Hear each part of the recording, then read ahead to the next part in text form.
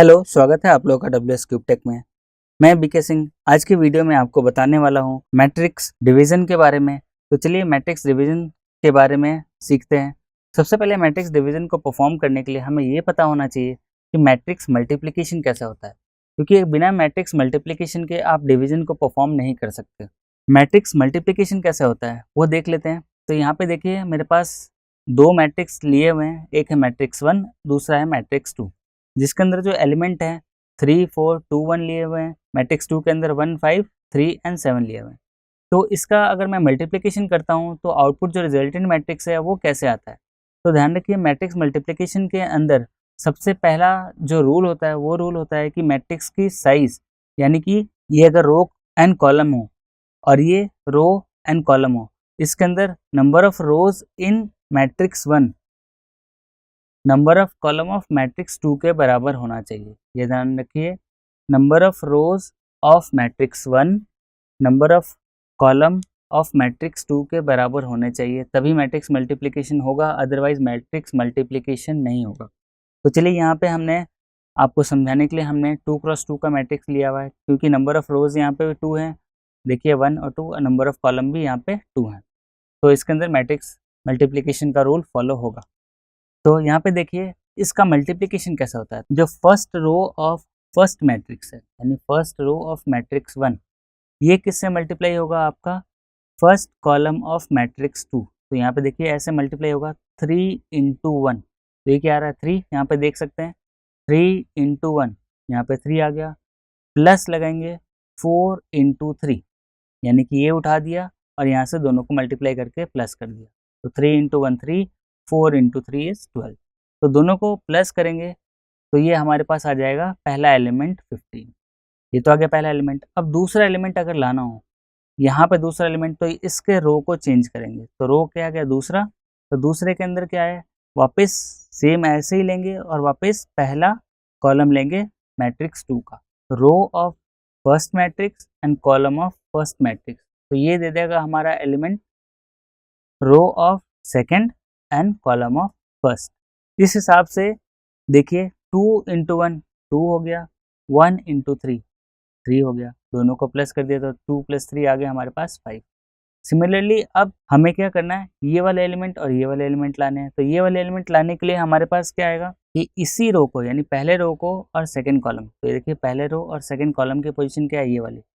तो first row हमारे पास 3 4 है, तो 3 इंटू 5 आएगा 15, प्लस 4 इंटू 7 आएगा, तो ये आ गया 28। तो दोनों को ऐड कर दिया तो ये हमारा एलिमेंट आ गया फर्स्ट रो सेकंड कॉलम का। तो फर्स्ट और सेकंड कॉलम का एलिमेंट जब ऐड करेंगे तो ये हमारे पास आ जाएगा 43। सिमिलरली ये हमारे पास second row and second column आ गया। तो सेकंड रो और सेकंड कॉलम कौन सा, ये वाला पोजीशन। तो यहाँ पे क्या आएगा, देखिए 2 इंटू 5 10, प्लस 1 इंटू 7 7। तो इसको ऐड किया तो हमारे पास 17 आ गया। तो ये तो रहा हमारा रिजल्टेंट मैट्रिक्स, जिसके अंदर हमारे पास ये आंसर आ गया। अब इसको हम परफॉर्म करके चेक कर लेते हैं कि मैट्रिक्स मल्टीप्लिकेशन इसी तरीके से हो रहा है या नहीं हो रहा। तो चलिए ये जो मैट्रिक्स था वो हमारे पास दिया हुआ है 3 4 2 1। तो यहाँ पे ले लेते हैं ए मैट्रिक्स इक्वल्स टू 3 4 2 1 और इसको देख लेते हैं, ये आ गया 3 4 2 1। दूसरा जो मैट्रिक्स है वो हमारे पास 1 5 3 7। तो इसको एंटर कर लेते हैं, बी इक्वल्स टू 1 5 3 7। तो ये देखिए हमने दोनों मैट्रिक्स एज इट इज़ ले लिया है। अब इसका मल्टीप्लिकेशन करते हैं, तो ए स्टार बी लगाएंगे। ए स्टार बी लगाते ही हमारे पास यहाँ पे देखिए 15 43 5 एंड 17 आ जाना चाहिए। तो यहाँ पे देख सकते हैं 15 43 5 एंड 17 आ गया। तो ये तो हमारा मैट्रिक्स मल्टीप्लिकेशन है। अब मैट्रिक्स डिवीजन कैसे होगा वो देख लेते हैं। तो यहाँ पे देखिए मैट्रिक्स डिवीजन के लिए अगर मैं मैट्रिक्स ए को बी से डिवाइड करना चाहता हूँ तो इसको मैं ऐसे लिख सकता हूँ, a by b equals to a b का इन्वर्स, ऐसे लिख सकते हैं। तो बी का इन्वर्स निकालना पहले सीखेंगे, उसके बाद ए को इस बी इन्वर्स से मल्टीप्लाई कर देंगे। तो मैट्रिक्स मल्टीप्लिकेशन अभी हमने देख लिया। अब हम इसके अंदर देखते हैं बी का इन्वर्स कैसे निकालेंगे। तो बी का इन्वर्स निकालने के लिए हमारे पास जो फॉर्मूला होता है, ये देखिए यहाँ पे B inverse equals to 1/d। D है यहाँ पे डिटर्मिनेंट इनटू मैट्रिक्स। ये कौन सा है मैट्रिक्स हमारे पास, यहाँ से जो आया है, ठीक है। तो डिटरमिनेंट निकालने के लिए हम क्या करेंगे, डिटरमिनेंट निकालने के लिए हम सिंपली क्या करते हैं, इन दोनों को मल्टीप्लाई करते हैं माइनस इन दोनों का मल्टीप्लिकेशन करते हैं। ये देखिए 7 इंटू -2 और -5 -6, तो ये देखिए दोनों को डिटरमिनेंट निकालेंगे तो ये हमारे पास 44 आ जाएगा। तो सबसे पहले जो इन्वर्स निकालने का तरीका यहाँ पे देखिए 1 अपॉन डिटरमिनेंट इंटू इसको बोलते हैं, जो ये वैल्यू आई है 7 -6 -5 -2, ये है एडजॉइंट। एडजॉइंट में क्या होता है, ये वैल्यू चेंज हो जाती है, तो यानी कि यहाँ पे रिप्लेस हो जाएगा 7 और ये वैल्यू आ जाएगी -2 और यहाँ पे नेगेटिव आ जाता है। तो एडजॉइंट निकालने का तरीका और ये, तो बी इनवर्स निकालने के लिए हमें डिटरमिनेंट की और एडजॉइंट की जरूरत पड़ती है। मैथमेटिकल कैलकुलेशन करेंगे तो हमें दोनों ही निकालना पड़ेगा, बट मैटलैब के अंदर हमें क्या होता है, डायरेक्टली कमांड दी हुई है उससे हम इनवर्स निकाल सकते हैं। एक बार इनवर्स निकल गया तो हम उसका डिवीजन परफॉर्म करने के लिए ए इंटू बी इनवर्स कर देंगे, तो हमारे पास ए डिवाइड बाई बी का रिजल्ट आ जाएगा। तो चलिए इसको देखते हैं, आगे देख लें कि डिटरमिनेंट कैसे निकालते हैं। उसी का फॉर्मूला जैसे यहाँ पर रिप्रेजेंटेशन दिया हुआ है कि अगर मैट्रिक्स ए दिया हुआ है ए बी सी डी, तो इसका डिटरमिनेंट क्या होगा, A D minus B C. और ध्यान रखें ये जीरो नहीं होना चाहिए, क्यों, अगर जीरो हो गया, यहाँ पे 1/0 हो गया, तो 1/0 क्या होता है, इन्फिनिटी। इन्फिनिटी होते ही ये नॉट अ नंबर आ जाएगा यहाँ पे लिखा हुआ। तो ध्यान रखना है कि इस केस में जीरो नहीं होना चाहिए डिटरमिनेंट। तो ए इनवर्स निकालने के लिए वापस वही फॉर्मूला दिया हुआ है। तो एग्जाम्पल देखते हैं, पहले एक b वैल्यू ले लेते हैं, उसका इन्वर्स निकाल के देखते हैं। तो यहाँ पे देखिए b की वैल्यू ले रखी है -2, 5, 6 और 7। इसका जब हम इन्वर्स निकालेंगे तो पहले डिटरमाइन होगा, फिर उसका इसके साथ डिवीजन होगा, तो ये सारी चीजें आपके पास आंसर में ये आ जाएगी, वो वैल्यू आएगी ये। तो चलिए देख लेते हैं एक बार b की वैल्यू लेके उसका इन्वर्स कैसे निकालते हैं। तो यहाँ पे वैल्यू है -2, 5, 6 एंड 7। तो ले लेते हैं, एक बार क्लियर कर देते हैं स्क्रीन को। अब यहाँ पे देख लेते हैं जो वैल्यूज आई है मेरे पास वो है -2, 5, 6 एंड 7। तो b इक्वल्स टू -2, 5, 6, 7। इसको मैंने एंटर कर दिया। अब मुझे इसका इन्वर्स निकालना, तो इन्वर्स निकालने के लिए जो कमांड यूज लेंगे वो INV। इसका मतलब होता है इन्वर्स ऑफ जो ब्रैकेट में मैट्रिक्स देंगे उसका इन्वर्स निकाल देगा। तो यहाँ पे b दे देते हैं और एंटर करते हैं। तो ये वैल्यू यहाँ पे देख सकते हैं, ये वैल्यू और ये वैल्यू सेम है। तो चलिए अब हमारा जो मेन एम है कि डिवीजन परफॉर्म करना।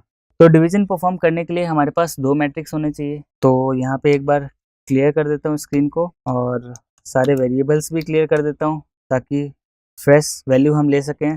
तो a इक्वल्स टू हमने लिया है अभी 1, 0, 2, 4। सिमिलरली b हमने लिया है 5, 9 और 2, 1। ये हमने दो वैल्यूज ले ली। अब इसके अंदर हम मल्टीप्लिकेशन परफॉर्म करते हैं। मल्टीप्लिकेशन परफॉर्म करने के लिए सिंपल सा है, इसमें मल्टीप्लिकेशन परफॉर्म हो जाएगा, a इंटू बी कर दिया। अब डिवीजन परफॉर्म करना है, तो डिवीजन परफॉर्म करने के लिए यहाँ पे हमें इस सारे रूल्स को खाली ध्यान रखना है, बट मैटलैब के अंदर सिर्फ आपको डिवाइड का सिंबल लगाना है। तो a डिवाइड बाई b, तो जैसे ही a डिवाइड बाई b लिखा, ये ऑटोमेटिकली सारे ऑपरेशंस इंटरनली परफॉर्म हो रहे हैं और हमको ये डिवाइड करके दे रहा है। तो अभी यहाँ पे हुआ a डिवाइड बाई b, तो सबसे पहले इसका b का इन्वर्स निकला होगा, फिर उसका एडजॉइंट निकाला होगा, फिर उन दोनों को डिवाइड करने के बाद फिर इन दोनों का मल्टीप्लिकेशन हुआ, तब जाके कहीं ये a डिवाइड बाई b आया है। तो देखने के लिए बहुत सिंपल है, बट ये इसका कैलकुलेशन करना है कि एग्जैक्टली क्या वैल्यू आई है, तो आपको इस फॉर्मूले से अप्लाई करके सारी वैल्यूज चेक करनी पड़ेगी। उसके बाद हम देख लेते हैं, ये तो हमारा राइट डिवीजन था, यानी a divide by b। Similarly हम अगर b डिवाइड बाई a लिखना चाहें तो हम वो भी कर सकते हैं। तो a लेफ्ट स्लैश और b लगाना है, तो अभी आ गया b डिवाइड बाई a। तो यहाँ पे देखिए ये था राइट डिवीजन, ये था लेफ्ट डिवीजन। तो इसको बोलते हैं राइट सिंबल को राइट डिवीजन, लेफ्ट सिंबल को लेफ्ट डिवीजन। तो इस तरह से हम मैट्रिक्स मल्टीप्लिकेशन को देखा हमने, इसी तरह से हमने मैट्रिक्स डिवीजन को देखा। तो मैट्रिक्स डिवीजन के अंदर हम उसके अंदर डिटरमिनेंट निकालना भी सीख सकते हैं। तो डिटरमिनेंट निकालने के लिए भी एक कमांड है कि आपको डायरेक्ट कैलकुलेट करने की ज़रूरत नहीं होती है। तो यहाँ पे देखिए अगर मेरे पास मैं मैनुअल कैलकुलेट करूँ, एक बार क्लियर कर देता हूँ स्क्रीन और a की वैल्यू डिस्प्ले करा देता हूँ। तो a के अंदर जो डिटरमिनेंट आना चाहिए वो 4 इंटू 1, 4 माइनस 2 इंटू 0, तो आंसर 4 आना चाहिए। इस फॉर्मूले के अकॉर्डिंग देख सकते हैं, अगर ये डिटरमिनेंट निकालना हो मुझे तो a इंटू डी यानी a into d minus b into c. तो यहाँ पे चेक कर लेते हैं, a इंटू डी हमारे पास 1 इंटू 4 है माइनस 2 इंटू 0 है। तो अगर डिटरमिनेंट निकालना हो तो उसके लिए भी कमांड है DET, और हमें किस मैट्रिक्स का निकालना है उस मैट्रिक्स का नाम दे देना है और एंटर कर देना है। तो यहाँ पे देखिए 4 आ गया। तो इस तरह से डिटरमिनेंट भी निकाल सकते हैं। तो हमने इस वीडियो में ये सीखा कि हम मैट्रिक्स डिवीजन को परफॉर्म करने के लिए हमें डिटरमिनेंट भी चाहिए, इन्वर्स भी चाहिए, लेकिन हम मैटलैब के अंदर डायरेक्टली लेफ्ट स्लैश और राइट स्लैश को यूज करके लेफ्ट डिवीजन और right division in a matrix को हम परफॉर्म कर सकते हैं। तो चलिए मिलते हैं अगले वीडियो में। Thank you.